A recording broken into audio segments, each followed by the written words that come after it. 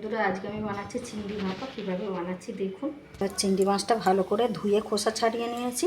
এর মধ্যে দেবো অল্প একটু লেবুর রস। এতে আমি বেটে নিয়েছি কিছু মশলা, সর্ষে, পোস্ত, দুটো কাঁচা লঙ্কা, পাকা লঙ্কা আর একটা ছোট পেঁয়াজ আমি বেটে নিয়েছি।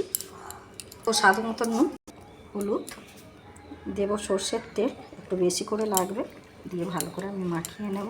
মধ্যে আমি ঢেলে নেব। মশলার বাটিটা আমি একটু ধুয়ে নেব, বেশি দেবো না, এই জলটা দিয়ে দেবো, মাখিয়ে নেব। মধ্যে আমি দুটো কাঁচা লঙ্কা দিলাম, ঢেকে দেবো। আমি জল বসিয়ে দিয়েছি, একটা স্ট্যান্ড দিয়ে দিলাম, এইভাবে বসিয়ে দিলাম, দিয়ে আমি একটা থালা চাপা দিয়ে কিছুক্ষণ ভাপে হোক, কিছুক্ষণ বাদ আসছে। আমি খুলবো।